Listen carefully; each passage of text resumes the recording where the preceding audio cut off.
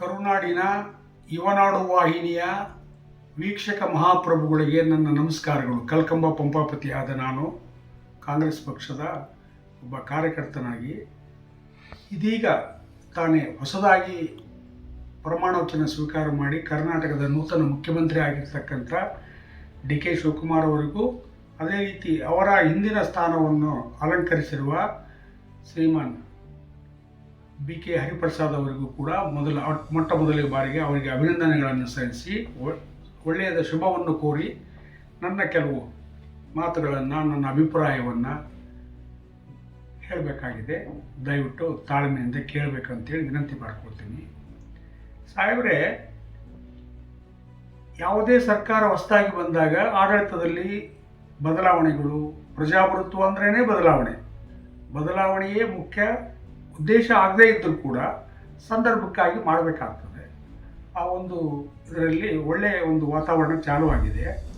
D K Shivakumar ಅವರು ಬಹಳ ಎಲ್ಲರಿಗೂ ಅಧಿಕಾರ ಕೊಡ್ತಕ್ಕಂಥ ಕಾರ್ಯಕರ್ತರಿಗೆ, ಪಕ್ಷದ ಆಧಾರ ಸ್ತಂಭಗಳಾದ ಕರ್ನಾಟಕದ ಕಾಂಗ್ರೆಸ್ ಕಾರ್ಯಕರ್ತರಿಗೆ ಅಧಿಕಾರವನ್ನು ಕೊಡ್ತಕ್ಕಂಥ ಅವಶ್ಯಕತೆ ಮತ್ತು ಮನಸ್ಸು ಎರಡೂ ಅವರಿಗೆ ಇರಬೇಕಾಗ್ತದೆ. ಇದೆ ಅಂತ ನಾನು ಭಾವಿಸ್ತೀನಿ. ಅದೇ ರೀತಿ ಸೂಚನೆ ಮಾಡಬೇಕಾದ್ರೆ ನಮ್ಮ ಹರಿಪ್ರಸಾದ್ ಅವರು ಬಂದ ಮೇಲೆ ಅಂತೂ ಅವರು ಭಾಳ ನಿಷ್ಠೂರವಾಗಿ ಕಠಿಣವಾಗಿಯೇ ಹೇಳ್ತಾ ಇದ್ದಾರೆ, ಎಲ್ಲರಿಗೂ ಅವಕಾಶ ಕೊಡಬೇಕು, ಮಂತ್ರಿಮಂಡಲ ತಡ ಆದ ಚಿಂತೆ ಇಲ್ಲ, ಕಾರ್ಯಕರ್ತರಿಗೆ ಕೊಡಬೇಕು. ಹಿಂದೆ ಇರ್ತಕ್ಕಂಥ ಒಂದು ಪಕ್ಷದ ಅಲ್ಲಿ ಈ ಬೋರ್ಡು ಚೇರ್ಮನ್ಗಳು, ಸದಸ್ಯರು ಇದ್ದವರು ಎಲ್ಲರೂ ದಯವಿಟ್ಟು ರಾಜೀನಾಮೆ ಕೊಟ್ಟು, ಮುಂದಿನ ಅವಧಿ ಸ್ವಲ್ಪ ಇದೆ, 23-22 ತಿಂಗಳು ಇರ್ಬೋದು. ಆ 22 ತಿಂಗಳಾದರೂ ಕೂಡ ಬಂದವರು, ಹೊಸದಾಗಿ ಬಂದವರು ಇರಲಿ ಅಂಥೇಳಿ ಕೇಳಿದ್ದಾರೆ. ಭಾಳ ಒಳ್ಳೆಯ ಒಂದು ಮಾತು. ಅದೇ ರೀತಿ ಯಾವುದೇ ಸರ್ಕಾರ ಬಂದಾಗ ಮುಖ್ಯಮಂತ್ರಿಗಳು ಬದಲಾದ ಕೂಡಲೇ ಸಾಮಾನ್ಯವಾಗಿ ಪಕ್ಷದಲ್ಲಿ ಮತ್ತು ಸರ್ಕಾರದಲ್ಲಿ ಅನೇಕ ಬದಲಾವಣೆಗಳು ಆಗೋದು ಸಹಜ. ಅದು ಆಟೋಮೆಟಿಕ್ ಆಗಿ ಆಗಬೇಕಾಗಿತ್ತು. ಕಾರಣಾಂತರಗಳಿಂದ ತಡ ಆಗಿದೆ. ತಡ ಆದರೂ ಪರವಾಗಿಲ್ಲ, ಇನ್ನಾದರೂ ಕೂಡ ಡಿ ಶಿವಕುಮಾರ್ ಅವರು ಖಂಡಿತ ಆ ಬದಲಾವಣೆಗಳನ್ನು ಮಾಡಿ ಹೊಸಬರಿಗೆ ಪಕ್ಷಕ್ಕೆ ಅನುಕೂಲವಾಗಿರ್ತಕ್ಕಂಥ ನಿರ್ಧಾರಗಳನ್ನು ಖಂಡಿತ ಅವರು ತಗೊಳ್ತಾರೆ. ಅವರ ಅನುಭವದ ಆಧಾರದ ಮೇಲೆ ಅಂತಕ್ಕಂಥ ನಂಬಿಕೆ ನಮಗಿದೆ. ಮಾನ್ಯರೇ, ತಗೊಳ್ಳೋದೇ ನಿಜ, ಮಾಡಿದ್ವಿ ಅಂತಂದೇಳಿ ಮಾಡೋದು ಬೇಡ. ದಯವಿಟ್ಟು ಕಾಂಗ್ರೆಸ್ ಪಕ್ಷದಲ್ಲಿ 16 ವರ್ಷಗಳಿಂದ 20, 30, 40, 50 ವರ್ಷಗಳಿಂದ ಪಕ್ಷದಲ್ಲಿ ಕೆಲಸ ಮಾಡಿದಂಥ ಆಧಾರ ಸ್ತಂಭಗಳು, ನೀತಿ, ನಿಷ್ಠೆ, ಅಭಿಮಾನ, ಬದ್ಧತೆ, ಸೈದ್ಧಾಂತಿಕ ಬದ್ಧತೆ ಆಧಾರದ ಮೇಲೆ ಬಹಳಷ್ಟು ಜನ ಇದ್ದಾರೆ. ದಯವಿಟ್ಟು ಅತ್ತ ನೋಡಬೇಕು. ಈ ಕೆಲಸ ಕಾರ್ಯಗಳಲ್ಲಿ ನಾನು ಕರ್ನಾಟಕದ ಮುಖ್ಯಮಂತ್ರಿಗಳ ಪೈಕಿ ನಾನು ಅತ್ಯಂತ ಗಮನಿಸಿರೋದಂತಂದರೆ ದೇವರಾಜ ಅರಸು ಅವರು ಪಕ್ಷ ಮತ್ತು ಸರ್ಕಾರವನ್ನು ನೋಡ್ತಾ ಇದ್ದರು. ಆಮೇಲೆ ಪಕ್ಷದಲ್ಲಿ ಇರ್ತಕ್ಕಂಥವ್ರಿಗೆ ಅನೇಕ ಅವಕಾಶಗಳನ್ನು ಕೊಟ್ಟವರು. ಅದೇ ರೀತಿ ರಾಮಕೃಷ್ಣ ಹೆಗಡೆ ಅವರು ಕೂಡ ಎಲ್ಲರಿಗೂ ಕೊಡ್ತಾಯಿದ್ರು, ಹುಡುಕಿ ಕೊಡ್ತಾಯಿದ್ರು. ಆಗ ಆ ಪಕ್ಷದಲ್ಲಿ ಸ್ವಲ್ಪ ಜನ ಇದ್ದರಿಂದ ಅವರು ಹುಡುಕಿ ಕೊಡ್ತಿದ್ರು. ಆಮೇಲೆ ನಮ್ಮ ದಿವಂಗತ ಎಸ್ ಎಂ ಕೃಷ್ಣ ಅವತ್ತು ನಮ್ಮ ಬಳ್ಳಾರಿಯಲ್ಲಿ ಕೆಲವರಿಗೆ ಅಸಲ್ಲ ಅವರು ಬರ್ತಾ ಇದ್ದಿಲ್ಲ. ಯಾಕಂದರೆ ಬದಲಾವಣೆಗಳು ಹಂಗಿದ್ದು, ಅಲ್ಲಿನ ವ್ಯವಸ್ಥೆ ಹಂಗಿತ್ತು. ಅವರು ಬರ್ತಾ ಇದ್ದಿಲ್ಲ. ಅವರು ಪಕ್ಷದ ಕಚೇರಿಗೆ ಇಲ್ಲಿ ಬರ್ತಿದ್ರು, ಎಲ್ಲಿಗೆ ಹೋಗ್ತಾ ಇದ್ದಿಲ್ಲ. ಆದರೆ ಅವರ ಆಕಾರ ಆಚಾರ ನೋಡಿ ಇವ್ರು ಯಾವಾಗಲೂ ಬರ್ತಾರಲ್ಲ, ಇವ್ರು ಏನಾಗ್ಯಾರ ಅಂತ ಕೇಳಿದ್ರು ಕೂಡ್ಲಿಗೆಲ್ಲಿ. ಹಂಗಾಗಿ ಗಾಡ್ಲಿಂಗೂಡ ಮತ್ತು ಗಿರಿಮಲ್ಲಪ್ಪ ಅಂತಕ್ಕಂಥವ್ರಿಗೆ ಅವರು ಕಳೆದುಕೊಟ್ರು. ಏನು ಯಜಮಾನ ನೀವೇನಾಗಿ ಏನಿಲ್ಲ ಅಂತ ಕೇಳಿ. ಅವನು ಕೂಡ ಈ ಸಾಮಾನ್ಯ ಅಧಿಕಾರ ಬರೋವರಿಗೆ ಎಲ್ಲರೂ ನ್ಯಾಯ ನೀತಿ ಮಾತಾಡ್ತಾರೆ. ಬಂದ ಮೇಲೆ ಅವ್ರವ್ರ ಆಟ ಅವ್ರು ಆಡ್ತಿರ್ತಾರೆ. ಅದೇ ರೀತಿ ಆಗಿನ ಇಲ್ಲಿ ಬಲಾಢ್ಯರಾಗಿದ್ದಂಥ ಕೊಂಡಯ್ಯ, ಅಲ್ಲಮ್ಮವರು, ಇನ್ನೂ ಮಂತ್ರಿಗಳಾದಂಥ ಗೋರ್ಪಡೆಯವರು ಅವರು ನೋಡ್ತಾನೆ ಇರಲಿಲ್ಲ. ಅವ್ರು ಯಾವುದು ನೋಡ್ತಿರಲಿಲ್ಲ. ಅದು ಏನಂತಾರಲ್ಲ, ಉಂಡವ್ರಿಗೆ ಸಿಕ್ಕರು ಸೀರುಂಡೆ ಅಂತೇಳಿ ಅಂತಾರೆ. ಹಾಗೆ ಅವ್ರು ಹಿಂದಿರ್ತಕ್ಕಂಥವ್ರು, ಮುಂದಿರ್ತಕ್ಕಂಥವ್ರು ಏನೇನೋ ಮಾಡಿಬಿಟ್ರು. ಆಯ್ತು, ಅದ್ರ ಬಗ್ಗೆ ನಾನು ಆಕ್ಷೇಪಣೆ ಆಗಲಿ, ಟೀಕೆ ಮಾಡಲಿಕ್ಕೆ ಈಗ ಹೋಗೋದಿಲ್ಲ. ಈಗ ಡಿ ಕೆ ಶಿವಕುಮಾರ್ ಮತ್ತು ನಮ್ಮ ಹರಿಪ್ರಸಾದ್ ಅವರು ದಯವಿಟ್ಟು ನಿಮಗೆ ಕೈ ಮುಗಿತೀನಿ, ಕಾಲು ಮುಗಿತೀನಿ, ಕೊಡುವಾಗ ದಯವಿಟ್ಟು ಕೊಡಿ. ಆವಾಗೇ ನಮ್ಮ ಪಕ್ಷ ನಿಂತಿರ್ತಕ್ಕಂಥದ್ದು ಸಾಮಾಜಿಕ ನ್ಯಾಯದ ಆಧಾರದ ಮೇಲೆ. ಅದರಿಂದ ಯಾವುದೇ ಕಮಿಟಿ ಮಾಡಿರಿ, ಜನ ಇಲ್ಲ, ನಮಗೆ ಜನ ಜಾಸ್ತಿ ಇದ್ದಾರೆ ಕೊಡೋಕ್ಕಾಗಲ್ಲ ಅಂತ ನೆಪ ದಯವಿಟ್ಟು ಹೇಳ್ಬೇಡ್ರಿ. ನಿಮಗೆ ಮಾಹಿತಿ ಇಲ್ಲ ಅಂತ ಅರ್ಥ ಆಗ್ತದೆ ಹಂಗೆ ಮಾತಾಡಿದ್ರೆ. ಈಗ ಒಂದೊಂದು ಅಸೆಂಬ್ಲಿಗೆ 504 ಕನಿಷ್ಠ ಮಾಡಲಿಕ್ಕಿದ್ದೇವೆ, ರಾಜ್ಯ ಮಂಡಳಿಗಳನ್ನು ಬಿಟ್ಟು ಲೋಕಲ್ ಆಗಿ. ಅವು ಯಾವ್ಯಾವ ಇದಾವಂತಂದೇಳಿ ನಾನು ಈಗಾಗಲೇ ಎಲ್ಲ MLAಗಳಿಗೆ, MLCಗಳಿಗೆ, MP ಗಳಿಗೆ, ಗೆದ್ದವ್ರಿಗೆ, ಸೋತವ್ರಿಗೆ ಆಮೇಲೆ ಜಿಲ್ಲಾ ಕಾಂಗ್ರೆಸ್ ಅಧ್ಯಕ್ಷರುಗಳಿಗೆ ಅದರ ಮಾಹಿತಿಯನ್ನು ಪಟ್ಟಿಯನ್ನು ಕೊಟ್ಟಿದ್ದೀನಿ. 1,00,000 ಮೇಲೆ ಇದ್ದಾವೆ. ಒಂದೊಂದು ಅಸೆಂಬ್ಲಿಗೆ 504 ಕನಿಷ್ಠ. ಮತ್ತು ನಿಗಮ ಮಂಡಳಿಯಲ್ಲಿ ಸದಸ್ಯರನ್ನು ಮಾಡೋದು ಬಿಟ್ಟು ಹೇಳ್ತೀನಿ ನಾನು. ನೋಡ್ಬೋದು, ಮಾಡಿ. ಆಸ್ಪತ್ರೆಗಳಿದ್ದಾವೆ, ಆಸ್ಪತ್ರೆಯಲ್ಲಿ ಬೋರ್ಡ್ ಮಾಡ್ತಾರಲ್ಲ, ಅಲ್ಲಿ ಒಂದು ಪಕ್ಷದವ್ರನ್ನ ಮಾಡ್ಬೋದಲ್ಲ. ಹಾಸ್ಟೆಲ್ಗಳಲ್ಲಿ ಅವ್ಯವಹಾರಗಳು ನಡೀತವೆ, ಅಲ್ಲಿ ಮಾಡ್ಬೋದಲ್ಲ. ಪೊಲೀಸ್ ಸ್ಟೇಷನ್ನಲ್ಲಿ ಕಮಿಟಿಗಳು ನಾಗರಿಕ ಸಮಿತಿ ಅಂತ ಮಾಡ್ತಾರೆ, ಯಾರನ್ನು ಮಾಡ್ತಾರೆ? ಸಬ್ ಇನ್ಸ್ಪೆಕ್ಟರ್ ಬಿಡುತ್ತೆ, ಕಳ್ಳವರೇ ಪೊಲೀಸವರೇ. ಹಂಗಾಗಬಾರ್ದು. ನಮ್ಮ ಪಕ್ಷದವ್ರು ಇರಲಿ. ಕಾಲೇಜ್ಗಳಿದ್ದಾವೆ, ಹಾಸ್ಟೆಲ್ಗಳಿದ್ದಾವೆ, ಕ್ರಿಮಿನಲ್ ಇದ್ದಾವೆ, ಆಶ್ರಯ ಆರಾಧನಾ, ಇವೆಲ್ಲ ಸಮಿತಿಗಳಿದ್ದಾವಲ್ಲ, ಅಲ್ಲೆಲ್ಲ ಮಾಡಿದ್ರೆ 5 ಮಂದಿ ದೊಡ್ಡದು ಸಡದು ಅಂತಲ್ಲ, ಮಾಡಬೇಕು. ಅರ್ಹತೆಗೆ ಅನುಸಾರವಾಗಿ, ಅವರ ಅನುಭವಕ್ಕೆ ಅನುಸಾರವಾಗಿ, ಸೀನಿಯಾರಿಟಿಗೆ ಅನುಸಾರವಾಗಿ ಅವ್ರಿಗೆ ಇರ್ತಕ್ಕಂಥ ಈ ಸೊಸೈಟಿಗಳಿದ್ದಾವೆ. BDCCI ಬ್ಯಾಂಕ್ ಒಂದು, ಎಲ್ಲ DCC ಬ್ಯಾಂಕ್ಗಳು ಒಂದೇ ಅಲ್ಲ. PLD ಬ್ಯಾಂಕ್ ಇದೆ, ಬೂಡ ಇದೆ, ಕಾಡ ಇದೆ, ವಾಡ ಇದೆ, ಇವೆಲ್ಲ ಮಾಡ್ಬೋದಲ್ಲ. ಆಮೇಲೆ ಈ ಸೊಸೈಟಿಗಳಿದ್ದಾವೆ, ವ್ಯವಸಾಯ ಸೇವಾ ಸಹಕಾರ ಸಂಘಗಳು, ಪತ್ತಿನ ಸಹಕಾರ ಸಂಘಗಳು, ಆಸ್ಪತ್ರೆಗಳಿಗೆ ವಿಸಿಟಿಂಗ್ ಬೋರ್ಡ್ ಮೆಂಬರ್ಗಳು ಮಾಡ್ಬೋದಲ್ಲ. ಬೇಕಾದಷ್ಟು ಇದ್ದಾವೆ. ಅದೆಲ್ಲ ಪಟ್ಟಿಯನ್ನು ನಾನು ಈಗಾಗಲೇ ಎಲ್ಲ ಶಾಸಕರಿಗೆ, ಎಲ್ಲ ಸಚಿವರಿಗೆ, ಎಲ್ಲ ಮಂತ್ರಿಗಳು ಎಲ್ಲರಿಗೂ ಕೊಟ್ಟಿದ್ದೀನಿ, ಕಳಿಸಿದ್ದೀನಿ. 1 ಸಲ ಅಂತ 4 ಸಲ ಕಳಿಸಿದ್ದೀನಿ. ಈ ವ್ಯವಸ್ಥೆಯನ್ನು ನಾನು ಕಳಿಸಿದ್ದೀನಿ. ದಯವಿಟ್ಟು ನಿಮಗೆ ಗೊತ್ತಿಲ್ಲ ಅಂತಲ್ಲ, ಗೊತ್ತಾಗಲಿ ಅಂತ, ಇನ್ನೂ ಸ್ಪಷ್ಟವಾಗಿ ಗೊತ್ತಾಗಲಿ. ಆಮೇಲೆ ಎಲ್ಲಿದ್ರೆ ಅಷ್ಟು ಮಂದಿನ ಎಲ್ಲಿ ಮಾಡೋಕ್ಕಾಗ್ತದಪ್ಪ. ನಾನು ಹಿಂದೆ ಒಂದ್ಸಲ ಒಬ್ಬ ನಮ್ಮ ಲೀಡರ್ ಹೇಳಿದ್ರು, ನಾವು ಹಿಂಗೆ ಮಾಡಿಬಿಡ್ರೋಣ ಅಂತ ಹೇಳಿದ್ವಿ. ಹೇಳಿದ್ರೆ ಅಲ್ಲಪ್ಪ 60,000 ಅಪ್ಲಿಕೇಶನ್ ಬಂದವಂದರು. ನಕ್ಕೆ ನಾನು, ಅಣ್ಣ 1,00,000 ಜನಕ್ಕೆ ಮಾಡ್ಬೋದು, ದಯವಿಟ್ಟು ಮಾಡಿ. ಪಕ್ಷದ ಪದಾಧಿಕಾರಿಗಳನ್ನು ಮಾಡ್ತಾರೆ. ಅವ್ರು ಯಾರನ್ನ ಇದ್ದಾರ? KPCC DCCಗೆ ನಿಮ್ಮ ಅಡ್ರೆಸ್ ಇಲ್ದವ್ರದ್ದೇ ನೋಡ್ರಿ. ಹಂಗೆಲ್ಲ ಮಾಡಬೇಡ್ರಪ್ಪ ದಯವಿಟ್ಟು. ಇಲ್ಲಿವರೆಗೇನು ಆಗಿದ್ದಾಯ್ತು, ನಾವು ಅದನ್ನು ಆಕ್ಷೇಪಣೆ ಮಾಡೋದಿಲ್ಲ. ದಯವಿಟ್ಟು ಸ್ವಲ್ಪ ಮಾಡಿ. ಆಯಾ ಅಸೆಂಬ್ಲಿ ಸೆಗ್ಮೆಂಟ್ನಲ್ಲಿ ಅನುಭವಿಗಳನ್ನು, ಹಿರಿಯರನ್ನು ಮತ್ತು ಉತ್ಸಾಹಿಗಳನ್ನು ಒಂದೊಂದು ಸಮಿತಿ ಮಾಡಿ. ಅದರಲ್ಲಿ SC ST backward minority general 5 ಮಾಡಿ. 5ರಲ್ಲಿ ಒಬ್ಬ ಮಹಿಳೆ ಮತ್ತು ಒಬ್ಬ ಗ್ರ್ಯಾಜುಯೇಟ್ ಮಿನಿಮಮ್ 5 ಮಂದಿ ಹಂಗೆ ನೋಡ್ಕೊಳ್ರಿ. ಅವ್ರು 5 ಮಂದಿ ಕೂಡ್ಕೊಂಡು ಚರ್ಚೆ ಮಾಡಿ ಆದಷ್ಟು ಮಟ್ಟಿಗೆ ಪ್ರಾಮಾಣಿಕವಾಗಿ ಯಾರ್ಯಾರ ತೀಟೆಗಳು, ಯಾರ್ಯಾರ ತಿಂಡಿಗಳು ಅದನ್ನು ತಿರ್ಸಿ ಬಿಡಬೇಡ್ರಿ. ಹಿಂದಿದ್ದರು ಮುಂದಿದ್ದರು ಯಾರ್ಯಾರನ್ನೋ ಆಂಧ್ರದವ್ರನ್ನ ಕರ್ನಾಟಕದವ್ರು 4 ಸಲ ಮಾಡಿದ್ರಿ. ನೀವು ಕರ್ನಾಟಕದಾಗಿದ್ದವ್ರಿಗೆ ಮಾಡ್ತಾ ಇಲ್ಲಪ್ಪ. ದಯವಿಟ್ಟು ಅದನ್ನು ಮಾಡಿ ಅಂತೇಳಿ ಕೇಳ್ಕೊಳ್ತೀನಿ. ದಯವಿಟ್ಟು ತಡ ಮಾಡಿಬಿಡಿ, ಏನಾಗಲ್ಲ. ಬೇಕಾದ್ರೆ ಅದ್ರ ಬಗ್ಗೆ ಟ್ರೈನಿಂಗ್ ಕೊಡೋದ್ರಿಗಿನ ಒಂದು ಸಲ ಕರೆದು ಕೊಡ್ರಿ. ನಾನು ಬೇಕಾದ್ರೆ ಬಂದು ಎಲ್ಲರನ್ನ ರಿಕ್ವೆಸ್ಟ್ ಮಾಡ್ಕೊಳ್ತೀನಿ. ನಿಮ್ಗೆ ಏನು ಬೇಕಾ ಮಾಹಿತಿ ನನ್ನ ಕೈಲಾದಷ್ಟು ನಾನು ಕೊಡಬಲ್ಲೆ ಅಂತಂದೇಳಿ ಈ ಮೂಲಕ ಹೇಳ್ತೀವಿ. ದಯವಿಟ್ಟು ತಡ ಮಾಡಿಬಿಡ್ರಿ, ಎಲ್ಲರಿಗೂ ಮಾಡಿ. ಅದಲ್ಲದೆ ಇನ್ನೊಂದು ಮಾತು ಅಂದರೆ, ನಮ್ಮಲ್ಲಿ ಈ ಸಾಮಾಜಿಕ ನ್ಯಾಯಕ್ಕೆ ಅತಿ ಹೆಚ್ಚು ಒತ್ತು ಕೊಟ್ಟಂಥ ಪಕ್ಷ ಅಂದರೆ ಕಾಂಗ್ರೆಸ್ ಪಕ್ಷ. ಇಲ್ಲಿ SC ST ಬ್ಯಾಕ್ವರ್ಡ್ ಮೈನಾರಿಟೀಸ್ ಎಲ್ಲರೂ ಇರಬೇಕಂತೇಳಿ ಬಯಸಿದವರು ಮತ್ತು ಅವ್ರನ್ನೆಲ್ಲ ಪ್ರೋತ್ಸಾಹ ಮಾಡಿದಂಥವ್ರು. ಸ್ವಲ್ಪ ಅತಿಯಾಗಿ ಆಗಿದೆ, ಇರಲಿ, ಆದರೂ ಕೂಡ ಮಾಡಬೇಕು. ಈ ಅವರಿಗೆ ಕೆಲವ್ರಿಗೆ ಏನಾಗಿದೆ ಅಂದರೆ, ದೊಡ್ಡ ಬಿಲ್ಡಿಂಗ್ ಸಮುದಾಯ ಭವನ ಅಂತ ಮಾಡ್ತೀವಿ. ಸಮುದಾಯ ಭವನಗಳು ಕೇಳೋರಿಲ್ಲ, ಹೇಳೋರಿಲ್ಲ, ಬರೀ ಬೀಗ ಹಾಕ್ಕೊಂಡು ಬೂಜಿಟ್ಟು ಹೋಗ್ಬಿಟ್ಟವೆ. ಕೆಲವು ಅರ್ಥ ಇದ್ದಂಗೆ ಯಾರ್ದೋ ಮುಲಾಜಿಗೆ, ಯಾವನ ಬೇಜವಾಬ್ದಾರಿ 3 ಮುಲಾಜಿಗೆ, ಪಕ್ಷದ ಬದ್ಧತೆ ಇಲ್ಲದವರಿಗೆ ವೇಸ್ಟ್ ಮಾಡಬೇಡಿ. ದುಡ್ಡು, ಸರ್ಕಾರ ದುಡ್ಡು ಬಹಳ ಕಠಿಣವಾಗಿ ಕಲೆ ಹಾಕಬೇಕಾಗ್ತದೆ. ಎಷ್ಟು ನಿಷ್ಠೂರವಾಗಿ ಮಾಡಬೇಕಾಗ್ತದೆ. ಪರ್ಸೆಂಟೇಜ್ಗಳಿಗಾಗಿ ಮಾಡಬೇಡಿ. ಕೆಲವು ಬರೀ ಪರ್ಸೆಂಟೇಜ್ ಮಾಡೋಕ್ಕೆ ಬರ್ತದೆ. ಇಲ್ಲ ಕೆಲವು ಕಾಂಟ್ರಾಕ್ಟರ್ ಮಾತು ಕೇಳಿ.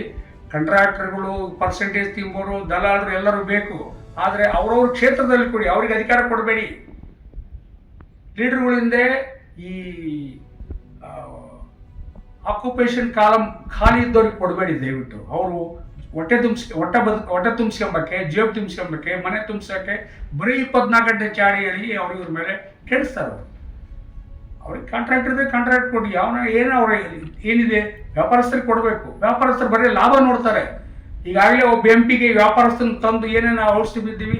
ಕಾಂಗ್ರೆಸ್ ಹಾಳಾಗೋಯ್ತು ಅಲ್ಲಿಂದ. ನಮ್ಮ ಜಿಲ್ಲೆ ಬಳ್ಳಾರಿ ಜಿಲ್ಲೆಯಲ್ಲಿ ವಿಷಯ ಎತ್ಕೊಂಡಾಗ ವ್ಯಾಪಾರಸ್ಥರು ಬರಬಾರ್ದು, ಬೇರೆ ಬೇರೆ ಪಕ್ಷದವ್ರು ಬರ್ತಾರೆ. ಆದರೆ ಅವ್ರಿಗೆ ಸ್ವಲ್ಪ ತಡ್ಲಿಕ್ಕೆ ಕೇಳ್ರಿ. ಇದ್ದವ್ರಿಗೆ ಮೊದಲು ಕೊಡಿ, ಆಮೇಲೆ ಉಳಿದವ್ರಿಗೆ ಕೊಡಿ. ಈ ಲಿಸ್ಟ್ ನೋಡಿಬಿಟ್ರಿಗೇನು ನಮಗೆ ನಾಚಿಕೆ ಆಗ್ತೈತೆ ಹೇಳೋಕ್ಕೆ. ನೀವು ಸ್ವಲ್ಪ ಸ್ವವಿಮರ್ಶೆ ಮಾಡಿಕೊಳ್ಳಿ, ಸ್ವಂತ ವಿಮರ್ಶೆ ಮಾಡಿಕೊಳ್ಳಿ. ಇವ್ರ ಹಿನ್ನೆಲೆ ಏನು, ಎಲ್ಲಿಂದ ಬಂದರು, ಯಾಕೆ ಬಂದರು? ಜಗದೀಶ್ ಶೆಟ್ಟರು ಬಂದು 3 ತಿಂಗಳಾಗಿ MLC ಮಾಡ್ತೀರಿ. 50 ವರ್ಷ ಇರೋಂಥ ನನ್ನಂತವ್ರಿಗೆ ಮಾಡಲ್ಲ ನೀವು, ಯಾಕೆ ಮಾಡಲ್ಲ? ಇನ್ನು ಹೇಳ್ಕೆ ಅಂತ ಹೋದರೆ ಭಾಳ ಮುನ್ನೆತ್ತುಗಳಿದ್ದಾವೆ, ಬಿಡ್ರಿ. ಜಗದೀಶ್ ಶೆಟ್ಟರಿಗೆ ಮಾಡಿದ್ಯಾರು? ಅವ್ರು ಯಾರೋ ದಾಸ್ ಅಂತೇಳಿ ಒಬ್ರು ಬಂದರು, ED-ನಲ್ಲಿ ಇದ್ದಂಥವ್ರು. ಅವರು ರಿಟೈರ್ಡ್ ಆದ ಕೂಡಲೇ ಮಾಡಿಬಿಡೋದು ಅವ್ರಿಗೆ. ಏನು ಬ್ರಹ್ಮನ ಅವರು? ಏನು ಅಂಬೇಡ್ಕರ? ಹಿಂಗೆಲ್ಲ ಮಾಡೋದ್ರಿಂದ ಎಷ್ಟು ನೋವಾಗ್ತದೆ, ಪಕ್ಷ ಡ್ಯಾಮೇಜ್ ಆಗ್ತದೆ. ನಿಮ್ಮ ದೊಡ್ಡಸ್ತಿಗೆ ಅಂಥವ್ರಿಗೆ ದೊಡ್ಡಸ್ತಿಗೆ ತೋರ್ಸಕ್ ಹೋದ್ರೆ ಇಲ್ಲಿ ಪಕ್ಷದವ್ರು ಹಾಳಾಗಿ ಹೋಗ್ತಾರೆ. ಮಾಡಬಾರ್ದಂಗೆ. ನೀವೀಗ ಯಾರ ಮಾತು ಕೇಳ, ಅಧಿಕಾರ ಇದೆ, ಹಣ ಇದೆ ಅಂದಾಗ ಯಾರ ಮಾತು ಕೇಳಬಾರ್ದು ಅಂತ ಏನಿಲ್ಲ. ಎಲ್ಲರಿಗೂ ಒಂದು ದಿವಸ ಹೋಗೋದೆ, ಯಾರಿಗೂ ಶಾಶ್ವತ ಅಲ್ಲ. ಆದರೆ ನೀವು ಹೋದ್ಮೇಲೆ ಇವತ್ತು ದೇವರಾಜ ಅರಸವ್ರನ್ನ ಪೂಜೆ ಮಾಡ್ತೀವಿ ನಾವು, ಇಂದಿರಾ ಗಾಂಧಿ ಅವ್ರನ್ನ ಪೂಜೆ ಮಾಡ್ತೀವಿ, ರಾಜೀವ್ ಗಾಂಧಿ ಅವ್ರನ್ನ ಪೂಜೆ ಮಾಡ್ತೀವಿ, ಅವರ ವಿಗ್ರಹಗಳಿಗೆ ನಿರ್ಮಾಣ ಮಾಡ್ತಾ ಇದೀವಿ ಸ್ವಂತ.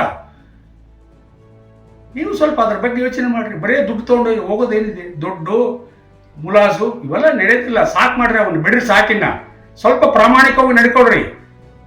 ಮುಖಂಡರಾದವರು ನಮ್ಮಂಥವ್ರು ನಾವು ಬಂದು ಹಿಂದೆ ನಿಮಗೆ ಚಾಡಿ ಹೇಳಬಾರ್ದು. ಚಾಡಿ ಒಳ್ಳೆಯದಲ್ಲ. ಎಲ್ಲರಿಗೂ ಸಮತೋಲನವಾಗಿ ಎಲ್ಲರಿಗೂ ಪಕ್ಷದ ಕಾಳಜಿ ಇರಬೇಕಾಗ್ತದೆ.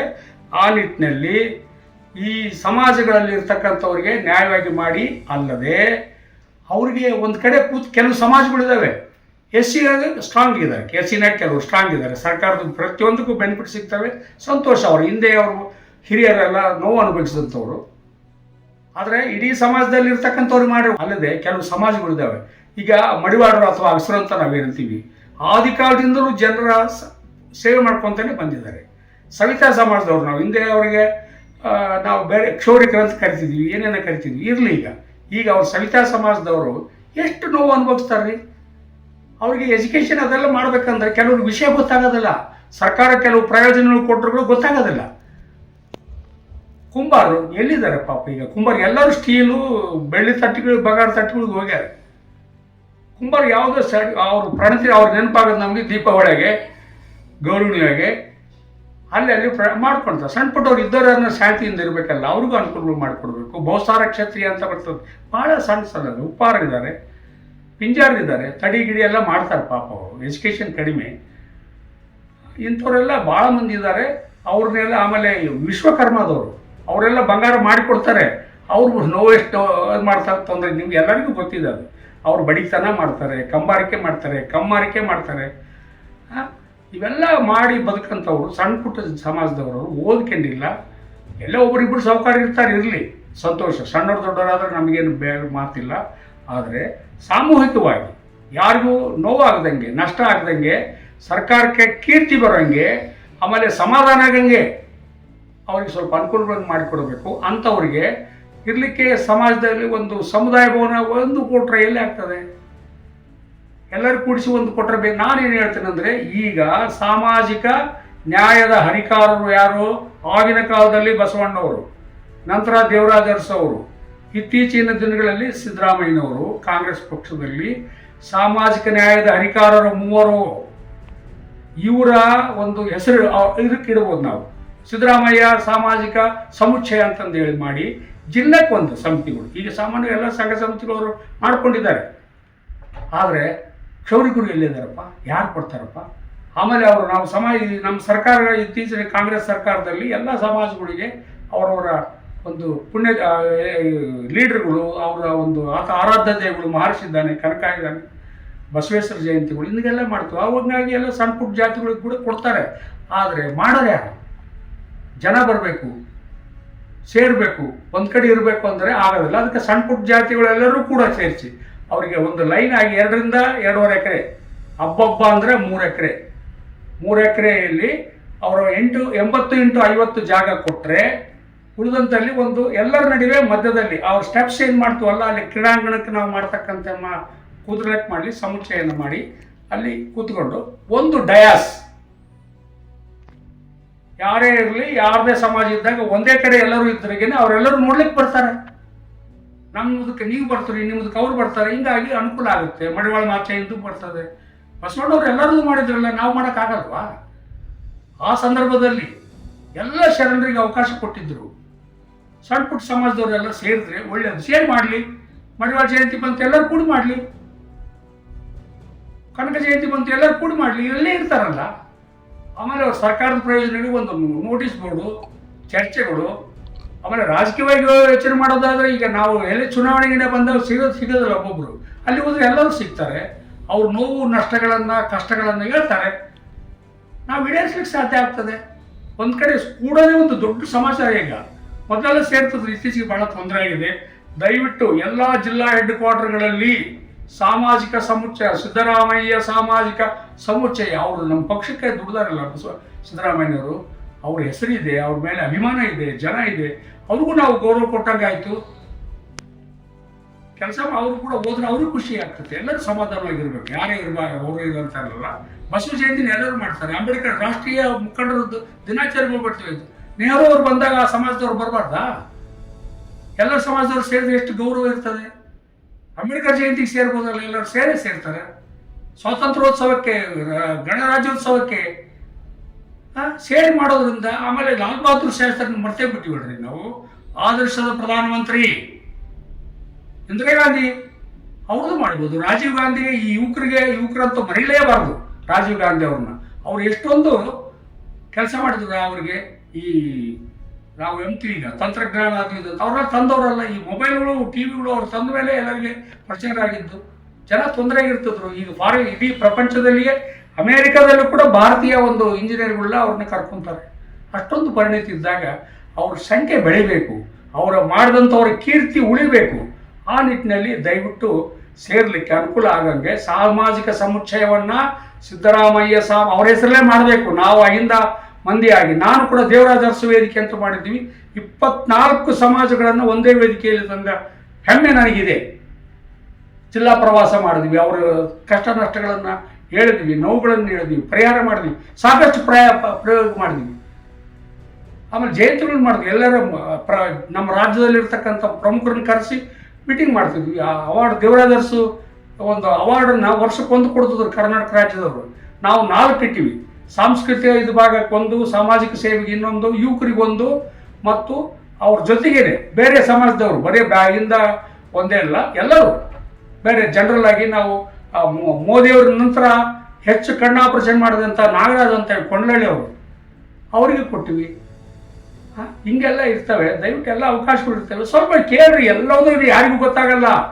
ಎಂತೆಂಥ ಪುಣ್ಯಾತ್ಮರು ಸೇರೋದ್ರಿಂದ ಭಾಳಷ್ಟು ಒಳ್ಳೆ ಕೆಲಸ ಆಗ್ತವೆ.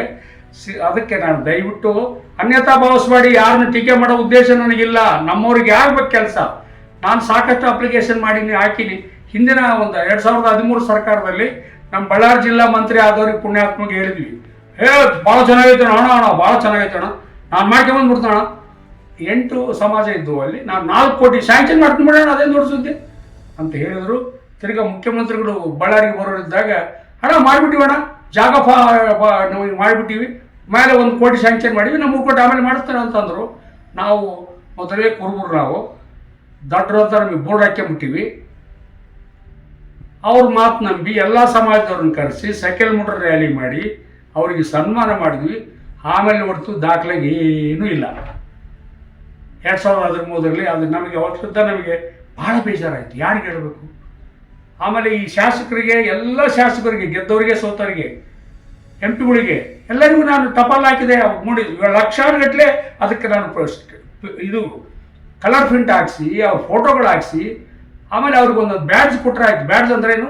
ಲಾಡಿ ನಮ್ಮ ಮುಖ್ಯಮಂತ್ರಿಗಳದ್ದು, ಉಪಮುಖ್ಯಮಂತ್ರಿಗಳದ್ದು, ಅಥವಾ ಅದರ ಮೂಲಧಾರ ಆಗಿರ್ತಕ್ಕಂಥ ಸಿದ್ದರಾಮಯ್ಯವ್ರದ್ದು, ಇಂಥವ್ರದ್ದೆಲ್ಲ ಫೋಟೋಗಳು ಹಾಕಿ, ನಮ್ಮ ಪಕ್ಷದ ಸಿಂಬಲ್ ಹಾಕಿ ಕೊಟ್ಟರೆ ಅವ್ರು ಖುಷಿಯಿಂದ ಹೋಗ್ತಾರೆ.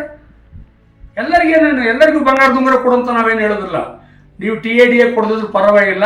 ದಯವಿಟ್ಟು ಎಲ್ಲ SC ST ಬ್ಯಾಕ್ವರ್ಡ್ ಅಂಡ್ ಮೈನಾರಿಟೀಸ್ಗೆ, ಪಕ್ಷದಲ್ಲಿ ದುಡಿದವರಿಗೆ, ಸೀನಿಯರ್ಗಳಿಗೆ, ಅವರಿಗೆ ದಯವಿಟ್ಟು ಅವರನ್ನು ಇನ್ವಾಲ್ವ್ ಮಾಡಿಕೊಂಡು ಸಮಿತಿಗಳನ್ನು ನೇಮಕ ಮಾಡಬೇಕು. ಮತ್ತು ಈ ಸಮುಚ್ಚಯಗಳನ್ನು, ಈ ಒಂದು ಭಾಳ ವೀಕೆಸ್ಟ್ ನೋಡೋಕೆ ಹೇಳ್ತೀವಲ್ಲ, ಭಾಳ ದೊಡ್ಡವ್ರು, ಬ್ಯಾಕ್ವರ್ಡ್ ಕ್ಲಾಸ್ ಅಂತ ದೊಡ್ಡ ಶಬ್ದ ಇದೆ, ಆದರೆ ಅದರಲ್ಲಿ ಭಾಳ ನೊಂದವ್ರು ಇದ್ದಾರೆ.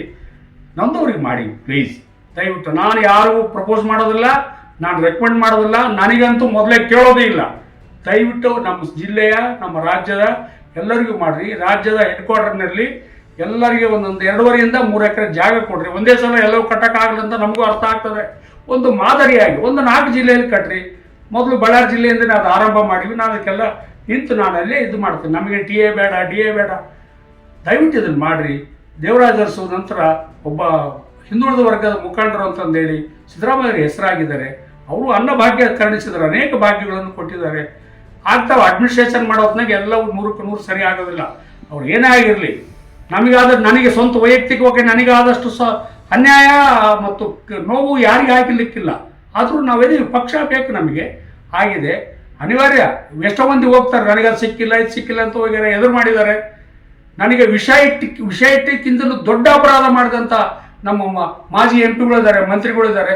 ಆದರೂ ನಾವು ಯಾವುದೂ ಲೆಕ್ಕ ಹಾಕಿದಂಗೆ ಅವ್ರು ಅವ್ರು ಹೊರಗಿಂದ ಬಂದವರು, ವ್ಯಾಪಾರ ಮಾಲದಿಂದ ಬಂದವರು, ಒಬ್ಬರು ಬೇರೆ ಪಕ್ಷಗಳಿಂದ ಬಂದವರು, ಒಬ್ಬರು ಇವತ್ತು ಇರ್ತಾರೆ, ನಾಳೆ ಹೋಗ್ತಾರೆ. ಅದೆಲ್ಲ ಸಂಬಂಧ. ನಾವೇನು ಯಾರು ಊಟ ಹೊಡ್ಕೊಂಡಿರೋದಿಲ್ಲ ಪಕ್ಷದಾಗೆ ಇರಲಿ. ಅದು ಅವ್ರವ್ರ ಅಭಿಪ್ರಾಯಕ್ಕೆ ನಾನು ಬೇರೆ ಆಗೋದಿಲ್ಲ. ಆಗಿದ್ದಾವೆ ಅವ್ರವ್ರ ಬೈಕು. ನಾವು ಬುದ್ಧಿವಂತರಾಗಿದ್ದೇ ಒಂದು ತಪ್ಪು, ಅಥವಾ ಹಿಂದುಳಿದಾಗ ಹುಟ್ಟಿದ್ದೇ ತಪ್ಪು. ತಾವು ನಮ್ಮ ವಂಶದಲ್ಲಿ ಯಾರು ಗ್ರಾಮ ಪಂಚಾಯತಿ ಮೆಂಬರ್ ಕೂಡ ಆಗಿಲ್ಲ, ಅಲ್ಲಿಂದ ಬಂದವರು ನಿಮ್ಮೆಲ್ಲರ ಒಂದು ಬೆಂಬಲದಿಂದ ಆಶೀರ್ವಾದದಿಂದ ಇಲ್ಲಿ ಬಂದೀವಿ. ದಯವಿಟ್ಟು ಈ ಕೆಲಸವನ್ನು, ಅವೆರಡು ಕೆಲಸವನ್ನು ಸಿದ್ದರಾಮಯ್ಯನವರು ದಯವಿಟ್ಟು, ನಾನೇನು ಸಿದ್ದರಾಮಯ್ಯನವ್ರನ್ನಾಗಲಿ ಯಾರನ್ನಾಗಲಿ ಎಕ್ಸ್ಪೋಸ್ ಮಾಡಿ ನಾನೇನು ಲಾಭ ಪಡಿಬೇಕಂತ ಹೇಳ್ತಾ ಏನು ಬರ್ತಾ ಇಲ್ಲ. ಇದ್ದಾಗೆ ಪಡೆದಿಲ್ಲ, ಇವಾಗೇನು ಪಡಿತೀನಿ ಆ ಮಾತು ಬೇರೆ. ಅವ್ರ ಅಧಿಕಾರದಾಗಿದ್ದಾಗ ಕೂಡ ನಾವು ಹೋಗಿಲ್ಲ. ಅವ್ರ ಸಿಗ್ನೇಚರ್ ಅವ್ರು ಬಂದು 2006 ಬಂದಾಗ ನಾನೇ ಸಾರಥಿ ಬಳ್ಳಾರಿಯಲ್ಲಿ ಪಾದಯಾತ್ರೆ ಬಂದಾಗ ರಿಸೀವ್ ಮಾಡಿದವನು, ಅವ್ರ ಬಗ್ಗೆ ಮಾತಾಡಿದವನು, ಅವರ ವಿರೋಧಿಗಳಿಂದ ಖಂಡಿಸಿದವನು. 3 ಸಮಿತಿ ಮಾಡಿದ್ರು. ಫೈನಾನ್ಸ್ ಕಮಿಟಿಗೆ ಕೊಂಡಯ್ಯರು, ಫುಡ್ ಕಮಿಟಿಗೆ ಅಲ್ಲಂ ವೀರಭದ್ರಪ್ಪನವರು, ಸಾಂಸ್ಕೃತಿಕ ಸಮಿತಿಗೆ ನಾನು 3 ಮಾಡಿದ್ರು ಕೂಡ ಅವಾಗೆಲ್ಲ ಶ್ರಮಪಟ್ಟು ಮಾಡಿದ್ರು ಕೂಡ ಇವತ್ತಿನವರಿಗೆ ಸಿದ್ದರಾಮಯ್ಯವ್ರದ್ದಾಗಲಿ DK ಶಿವಕುಮಾರ್ ಅವ್ರದ್ದಾಗಲಿ ಒಂದು ಸಿಗ್ನೇಚರ್ ಹೆಂಗೆ ಅಂತ ನನ್ನ ಆಯುಷ್ದಾಗ ನೋಡಿಲ್ಲ. ಅವ್ರನ್ನ 10 ರೂಪಾಯಿಗಳಿಂದ ಅವ್ರ ಹತ್ರ ಆಗಲಿ ಯಾರ ಹತ್ರ ಆಗಲಿ ಇಸ್ಕೊಂಡಿಲ್ಲ ನಾನು. ದುಡ್ಡಿಗಾಗಿ ರಾಜಕಾರಣಕ್ಕೆ ಬರೋದು ಬೇಡ ಸರ್. ಮಾಡ್ರಿ, ವ್ಯವಹಾರ ಮಾಡ್ರಿ, ಇನ್ನೊಂದೇನೋ ಮಾಡ್ರಿ, ಯಾಕಂದ್ರೆ ನಾವು ಬೇಡ ಅಂಬೋದಿಲ್ಲ. ಪಕ್ಷದಲ್ಲಿ ಮಾತ್ರ ಪಕ್ಷಕ್ಕಾಗಿ ಮಾಡಬೇಕು. ದಯವಿಟ್ಟು ಮಾಡಲಿದ್ರು ಕೂಡ ನಾವು ಹೇಳೋದು ನಮ್ಮ ಕರ್ತವ್ಯ, ನಾವು ಹೇಳಬೇಕು. ಅವ್ರಿಗೇನೆಲ್ಲ ಕನಸುಗಳು ಬೇಕಾ? ಅವ್ರಿಗೆ ಬೇಕಾದಷ್ಟು ಸಮಸ್ಯೆಗಳ ಬಗ್ಗೆ ಇರ್ತದೆ, ಎಲ್ಲ ಇರ್ತದೆ. ದಯವಿಟ್ಟು ಕಾರ್ಯಕರ್ತರಾಗಲಿ ಯಾರು ಗುರಿ ಇಟ್ಕೊಂಡು ಮಾತಾಡಬೇಡಿ. ಕಾಂಗ್ರೆಸ್ ಪಕ್ಷದ ಸದುದ್ದೇಶದಿಂದ ನಾನು ಈಗಲೂ ಹೇಳ್ತಿದ್ದೀನಿ, ಯಾವಾಗಲೂ ಹೇಳ್ತಾ ಇರ್ತೀನಿ.